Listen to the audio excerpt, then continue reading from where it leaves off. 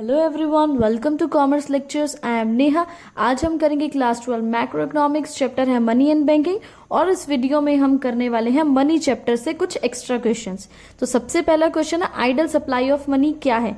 Money supply का मतलब सबको पता है कि अपने पास कितना पैसा है, चाहे कैश में चाहे बैंकों में, वो हो गया मनी सप्लाई। तो वो मनी सप्लाई हमारा आइडल है या नहीं है, यानी जितना पैसा हमारी इकोनॉमी में घूम रहा है, सर्कुलेट हो रहा है, तो वो आइडल है या नहीं है। ठीक है, मतलब उतना एनफ है या नहीं है। सो वो कैसे पता लगे।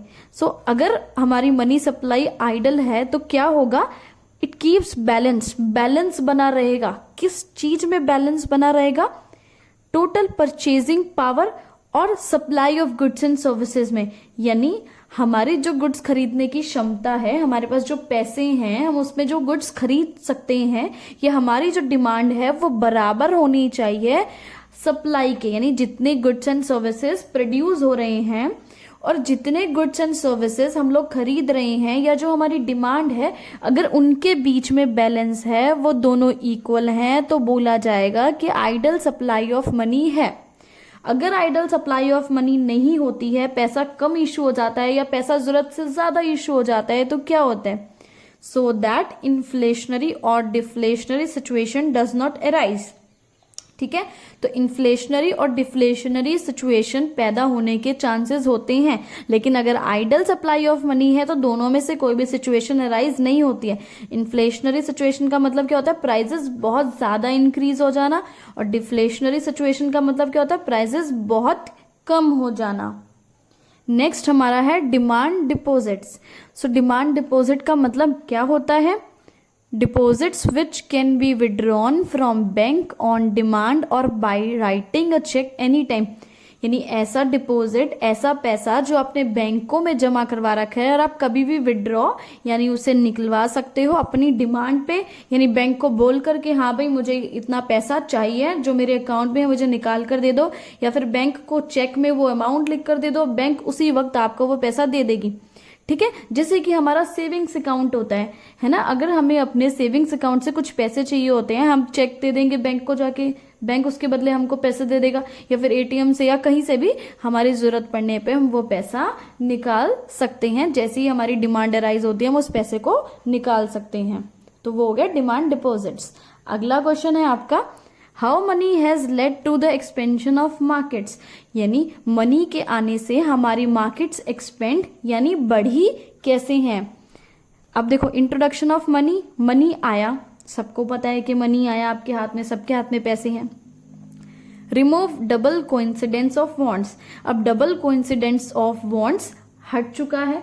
यानी जैसे कि मैं अगर कुछ बेच रही हूं तो मुझे सामने वाला ऐसा ही इंसान ढूंढना पड़ेगा जो वो चीज बेच रहा होगा जिसकी जरूरत मुझे है। जैसे कि अगर मुझे एक पेन की जरूरत है तो मुझे ऐसा इंसान ढूंढना पड़ेगा कि वो पेन बेच रहा हो और मैं उसके बदले उसको पेंसिल देना चाहती हूँ, तो वो एग्री करे कि हाँ भाई मैं पेन के बदले पेंसिल तुमसे एक्सचेंज कर सकता हूं। तो वो सिचुएशन अब नहीं है। अब जिसको जो चाहिए पैसों के बदले एक्सचेंज कर लो, गुड्स जो है वो एक्सचेंज नहीं होते हैं। तो क्या हुआ, मनी आया, डबल कोइंसिडेंस ऑफ बॉन्ड्स हट गया, increase in exchange of goods and services. यानी अब क्या करते हैं हम, गुड्स एंड सर्विसेज ज्यादा एक्सचेंज करते हैं, क्योंकि अपने को सिर्फ पैसा चाहिए होता है, पैसे से कुछ भी जाके आप मार्केट में खरीद सकते हैं। अब ज्यादा गुड्स एंड सर्विसेज एक्सचेंज होंगे तो क्या होगा, एक्सपेंशन ऑफ मार्केट, उतनी ही मार्केट ज्यादा बढ़ेगी, है ना। नेक्स्ट देखते हैं, इंट्रोडक्शन ऑफ मनी, पैसा आया, सबको पता है। फाइनेंशियल मार्केट्स आई, फाइनेंशियल इंस्टीट्यूशंस आए, बैंक्स आए, है ना, ये सभी चीजें आए पैसे के आने से। Increase in availability of funds. अब अपने पास ज्यादा फंड्स यानी ज्यादा पैसा अवेलेबल होने लगा, क्योंकि अपने को पैसा चाहिए तो हम किसी भी जो है फाइनेंशियल इंस्टीट्यूशन से, बैंक से जाके लोन ले सकते हैं। चाहे हमें कंजप्शन के लिए चाहिए हो यानी खुद के खर्चे के लिए, चाहे इन्वेस्टमेंट के लिए चाहिए हो यानी हमें कहीं पैसा इन्वेस्ट करना है या प्रोडक्शन करनी है, कुछ भी करनी है, अपने पास अब पैसा है। तो अब जब अपने पास पैसा है, हम कहीं इन्वेस्ट करेंगे, पैसा इन्वेस्ट करने के बाद प्रोडक्शन ही करेंगे, उससे कुछ मैन्युफैक्चरिंग करेंगे, नया बिजनेस खोलेंगे, है ना, तो क्या होगा, मार्केट बढ़ेगी। और अपने पास अगर कंजप्शन के लिए ज्यादा पैसा है, यानी हमारी अपनी खुद की नीड्स के लिए हमारे पास बहुत सारा पैसा है, तो क्या होगा, इससे भी मार्केट्स बढ़ेगी, क्योंकि हम ज्यादा चीजों की डिमांड करेंगे अब, है ना। नेक्स्ट पॉइंट देखते हैं इसका, नेक्स्ट है इंट्रोडक्शन ऑफ मनी, ठीक है, पैसा आया।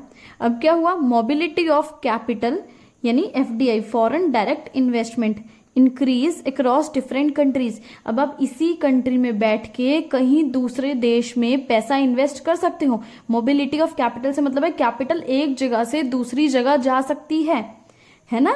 हमने कई लोग होंगे ऐसे जिनके पेरेंट्स शेयर मार्केट में या किसी दूसरे कंपनी में पैसा इन्वेस्ट करते होंगे, है ना। पैसा एक जगह से दूसरी जगह जाता है तो क्या होगा, एक्सपेंड ग्लोबल मार्केट। अब हम ग्लोबल लेवल पर, इंटरनेशनल लेवल पर भी अपनी मार्केट को बढ़ा सकते हैं। तो इस तरह से मनी से क्या हुआ, हमारी मार्केट्स बढ़ गई। एक और क्वेश्चन देखते हैं, does excess money supply hinders the process of economic growth. अगर मनी सप्लाई एक्सेस यानी बहुत ज्यादा पैसा बढ़ जाए हमारी इकोनॉमी में तो क्या इससे हमारी इकोनॉमी की ग्रोथ रुक जाएगी, कम हो जाएगी। देखते हैं, सपोज एक्सेस मनी सप्लाई है, भाई बहुत ज्यादा पैसा ही पैसा है, हर जगह हर किसी के पास पैसा है, गवर्नमेंट ने बहुत पैसा इशू कर दिया। Purchasing power of people increases, लोगों की परचेजिंग पावर बढ़ जाएगी यानी कुछ भी गुड्स एंड सर्विसेज खरीदने की क्षमता बढ़ जाएगी। Then market value of goods and services, यानी मार्केट वैल्यू के गुड्स एंड सर्विसेज, यानी अगर आप मार्केट में कुछ खरीदने जाते हैं तो वो चीजें आपको महंगी नहीं लगेगी क्योंकि आपकी परचेजिंग पावर बढ़ चुकी है, आपके पास बहुत सारी पैसा है ना। तो क्या होगा, डिमांड इंक्रीजेस, डिमांड बहुत ज्यादा बढ़ जाएगी। Then available supply of goods and services, यानी सप्लाई कम हो जाएगी, डिमांड बढ़ जाएगी क्योंकि आपके पास बहुत ज्यादा पैसा है। अभी आप घर में 10 लोग हो, आपके घर एक कार है लेकिन आपके पास बहुत सारा पैसा है, आपकी परचेजिंग पावर ज्यादा है, आप लोग सोचोगे 10 लोग हैं भाई 10 कार खरीदेंगे, तो सप्लाई तो कम होनी ही होनी है ना। तो क्या होगा, इससे क्या होगा, जर्नल प्राइस लेवल इंक्रीजेस। अब ये बात सबको ही पता है भाई कि जब डिमांड हमारी बढ़ती है, सप्लाई से ज्यादा होती है तो प्राइस तो इंक्रीज होते ही है। देखो अब क्या हुआ, excess supply of money situation continues. Suppose ये सिचुएशन अभी तक चली जा रही है, मनी सप्लाई बढ़ता जा रहा है, मार्केट में और पैसा आया जा रहा है इकोनॉमी में, तो क्या होगा, rising price level situation continue. तो ऐसे ही प्राइस भी बढ़ता रहेगा क्योंकि डिमांड बढ़ चुकी है ना, यहाँ पे हमने देखा था डिमांड बढ़ चुकी है, सप्लाई कम है, तो ऐसे ही प्राइस भी बढ़ता रहेगा। प्राइस बढ़ता रहेगा तो इन्फ्लेशन आ जाएगा, इन्फ्लेशन का मतलब ही यही होता है कि प्राइस बढ़ रहा है। अभी इन्फ्लेशन आ गया, महंगाई बढ़ गई, rise in rate of interest, अभी इंटरेस्ट भी बढ़ जाएंगे, इंटरेस्ट रेट, जैसे बैंक से आप कुछ लोन वोन लेते हो उसके रेट भी बढ़ जाएंगे, है ना। अब इंटरेस्ट रेट बढ़ गए तो क्या हुआ, rise in cost of investment, यानी आप जो पहले पैसा इन्वेस्ट करते थे और अब जो पैसा इन्वेस्ट कर रहे हो वो महंगा पड़ रहा है। क्यों महंगा पड़ रहा है, क्योंकि इंटरेस्ट रेट बढ़ गए हैं यार। तो देखो आगे क्या होगा, high cost of investment, investment महंगी हो गई तो क्या करेंगे, cut in volume of investment, हम कम पैसा इन्वेस्ट करेंगे, है ना। अगर हमें पैसा जो है लोन बहुत महंगे में मिलेगा तो क्या होगा, हम कम पैसा लगाएंगे। इन्वेस्टमेंट अब कम हो गई, डिक्लाइन हो गई, तो कम पैसा अगर हम अपने कंपनीज में लगा रहे हैं तो जीडीपी भी कम ग्रो होगी, क्योंकि कम पैसा लगाने का मतलब क्या है, कम गुड्स एंड सर्विसेज का प्रोडक्शन होना, और कम गुड्स एंड सर्विसेज का प्रोडक्शन होएगा तो क्या होगा, जीडीपी अपने आप गिर जाएगी। इसी के साथ ये टॉपिक खत्म हो गया। Thanks for watching this video, please like share and subscribe.